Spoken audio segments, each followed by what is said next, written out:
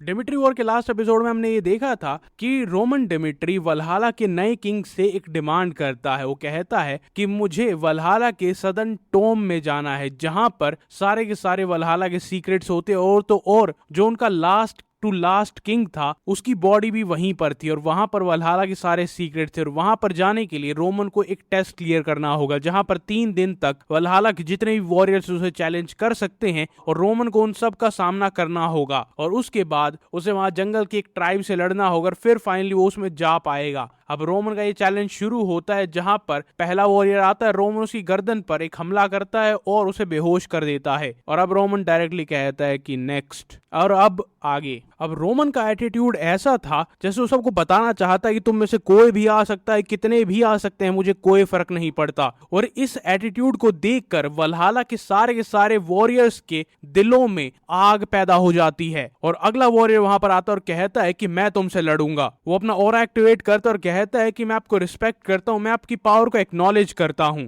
मुझे ये भी पता है कि मैं आपको हरा नहीं पाऊंगा, 1-on-1 फाइट में तो कभी नहीं। लेकिन आपकी जो रीसेंट रिमार्क्स थे वल्हाला के वॉरियर्स को लेकर, वो बहुत ज्यादा केयरलेस थे। मुझे पता है कि मेरी स्किल्स आपके पैरों तक भी पहुंचने के लायक नहीं है, लेकिन सर रोमन, मैं तब भी आपसे लड़ूंगा, और मैं तब तक लड़ूंगा जब तक मैं अपनी तलवार को हिलाने के लायक नहीं रहता। इससे पहले कि वो अपना डायलॉग कंप्लीट कर पाता, रोमन अपनी जगह से गायब हो जाता और सीधा उसके पास आकर उसके पेट में एक जोरदार मुक्का मारता है, और उसके मुंह से खून निकलने लग जाता है। अब वो नीचे गिरता ही है, तब तक रोमन कह देता है कि अगला वॉरियर। और ये देखकर सबके जबड़े टाइट हो जाते हैं कि इसे तो जरूर हराना है। उसके बाद अगला वॉरियर आता है, और उसके साइड में जो खड़ा होता है वो कहता है कि इसके बाद मैं आऊंगा।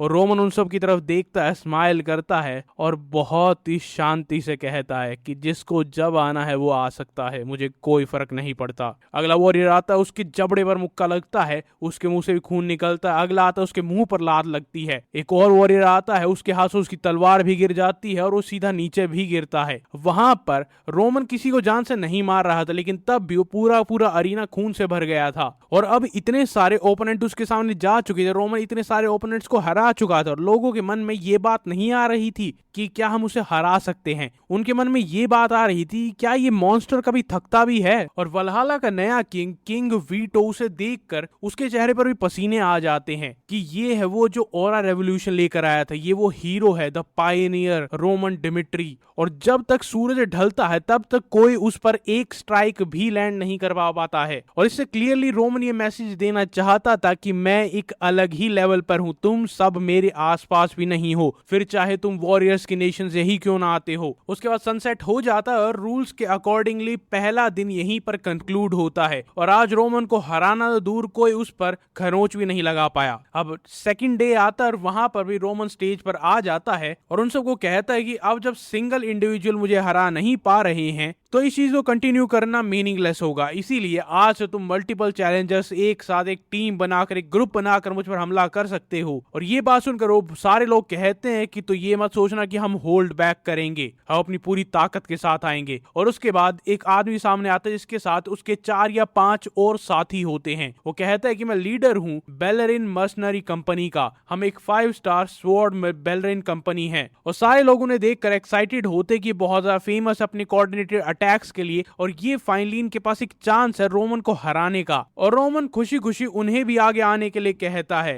वो सब एक साथ जंप करते हैं, उस पर अटैक करने के लिए अपना ऑरा अनलीश करते हैं, और सब कोऑर्डिनेटेड फैशन में उसके ऊपर अटैक करते हैं। लेकिन रोमन वहां से हिलता भी नहीं है, और अपनी आयरन शील्ड को एक्टिवेट कर देता है, जिससे उस पर ना खरोंच आती है। उसके बाद रोमन अपने ब्लेड के साथ स्विंग करता है, और वो हवा इतनी तेज जाती है उसकी स्विंग से कि वो ऑफ बैलेंस हो जाते हैं, वो नीचे गिरते हैं। रोमन जाता है और उन सब पर अटैक करता है, दोबारा से अपना और एक्टिवेट करते हैं, और रोमन से लड़ने के लिए हवा में ही जंप करते हैं। लेकिन रोमन की एजिलिटी बहुत ज्यादा कमाल की थी, और जो उस ग्रुप का लीडर था वो सोच रहा था कि यार मैंने कभी नहीं सोचा था कि इसकी इंटरपर्सनल कॉम्बैट इतनी ज्यादा होगी, इतना ज्यादा प्रोफिशिएंट होगा, और वो सबको हरा देता। और उसके बाद लोग सोचने लग जाते हैं कि एक सिंगल ह्यूमन का इतना कमाल का मार्शल मार्शल प्राउस हो सकता है। और वल्हाला के नए किंग वीटो के पीछे उसका सबॉर्डिनेट खड़ा होता है और वो कहता है कि योर मैजेस्टी, इसका कोई एंड नहीं होगा, इनमें से कोई भी रोमन के आसपास भी नहीं आ पा रहा है। क्या ये बेटर नहीं होगा कि हम चीजों को एक रीजनेबल पॉइंट पर खत्म कर दें, क्योंकि हम पहले ही एक सिविल वॉर से निकल कर आए हैं। हम ये अफोर्ड नहीं कर सकते कि बहुत सारे हमारे बेस्ट वॉरियर्स अपनी जान गंवा दें। अब किंग वीटो वहां पर सोचने लग जाते हो, थोड़ा खांसते हैं, अपने गले को एडजस्ट करते कुछ बोलने के लिए, लेकिन इससे पहले वो कुछ बोल पाते वहां पर एक और सोल्जर अपनी तलवार लेकर आता है और रोमन उन सबको देखकर कहता है कि अगर तुम मुझे रोकना चाहते हो तो तुम किसी भी मेथड को यूज कर सकते हो, कभी भी स्ट्राइक कर सकते हो, लेकिन बदले में अब से जो भी मुझे चैलेंज करेगा मैं उसे से बेहोश नहीं करूंगा, हराऊंगा नहीं, बल्कि मैं उसकी जान लूंगा। और उसके बाद एक आदमी सामने आता है और कहता है कि हम तुम्हारे चैलेंज को एक्सेप्ट करते हैं। और रोमन उसे देखकर कहते हैं क्या ये ब्लैक वुल्फ ट्राइब से है जिसके बारे में कहा गया था? और ये वही था, इसका नाम था गिरी, जो कि leader of black wolf tribe था। और वो वहां पर आकर अपने आसपास देखता और कहता है कि शहर के लोग कमजोर हो चुके हैं। आखिरकार कब से वल्हाला के लोग पीछे हटने लगे? एक ऐसा नेशन कब से बन गया जो कि मौत के डर से, चैलेंज से पीछे हट रहे हैं? और रोमन को कहता है कि मैं बहुत ज्यादा ग्रेटफुल हूं कि तुमने जो भी वल्हाला के लिए किया है। और उसके बाद वो वहां पर ट्रांसफॉर्म होने लग जाता है और कहता है कि अगर मुझे अपनी जिंदगी भी देनी पड़े तब भी मैं पीछे नहीं हटूंगा। आई होप कि तुम मेरी बात समझ सकते हो, लेकिन मेरे अंदर एक डिजायर है कि मैं तुम्हें रोकना चाहता हूं। और रोमन उसकी बात सुनकर उसकी ट्रांसफॉर्मेशन को देखता रहता है और कुछ रिएक्ट नहीं करता है। और तभी वहां पर किंग अनाउंस करते कि ये ट्रायल यहीं पर खत्म होता है। और उसके बाद वो अनाउंस करता है कि यहाँ का आउटकम बहुत ज्यादा ऑब्वियस है, तुम्हारे लड़ने की स्पिरिट को मैं बहुत ज्यादा अप्रिशिएट करता हूँ, लेकिन अपनी जिंदगी को बस ऐसे ही बर्बाद कर देना ये वल्हाला के लिए अच्छा नहीं होगा। हम पहले ही बहुत सारे ब्रेव वॉरियर्स को खो चुके हैं। हम एक सिविल वॉर से निकल कर आए हैं जहां पर हमारे बहुत सारे दोस्त, रिश्तेदार, कमाल के वॉरियर्स, कॉमरेड सब मर चुके हैं। और अगर हमें अपने नेशन को आगे लेकर जाना है तो हम ये कंटिन्यू नहीं कर सकते। हमें रिजल्ट मिल चुका है कि रोमन डिमिट्री वर्दी है सदर्न टॉम में जाने के लिए। रोमन डिमिट्री ऑफिशियली इस टेस्ट को क्लियर करता है। लेकिन ब्लैक वुल्फ ट्राइब का लीडर कहता है कि अब जब मैं स्टेज पर आगे आ चुका हूं तो मैं इस ट्रायल से पीछे नहीं हट सकता।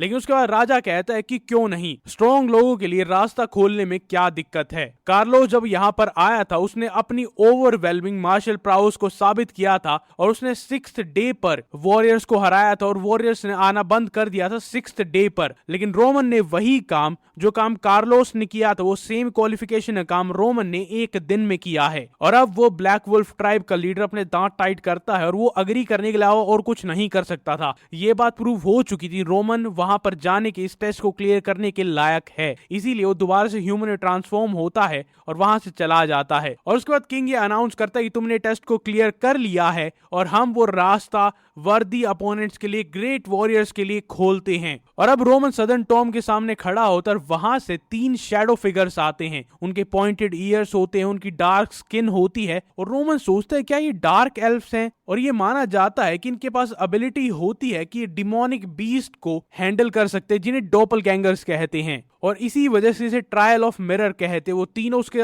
सामने आकर खड़े होते हैं और कहते हैं कि हम डार्क एल्फ्स हैं और हम वर्ल्ड ट्री के सेवियर को ग्रीट करते हैं। और ग्रेट ट्री के सेवियर नाम सुनकर सब लोगों के होश उड़ जाते हैं और वो अपने घुटने वहां पर रख कर कहते हैं कि O saviour of the world tree, हम इस लायक नहीं है कि हम आपको टेस्ट कर सके, इसीलिए आप सीधा अंदर जा सकते हैं और आप टॉम्ब ऑफ साउथ में एंटर कर सकते हैं। और ये चीज किसी ने भी एक्सपेक्ट नहीं की थी। और अब रोमन अगले एपिसोड में अंदर जाता है और वहां पर उसे मेमोरीज ऑफ वल्हाला तो दिखती ही दिखती है, उसके साथ साथ उसे अपनी पास्ट लाइफ की मेमोरीज दिखाई जाती है। अब न जाने क्यों, वहां पर क्या होगा, देखने के मिलते हैं नेक्स्ट एपिसोड में।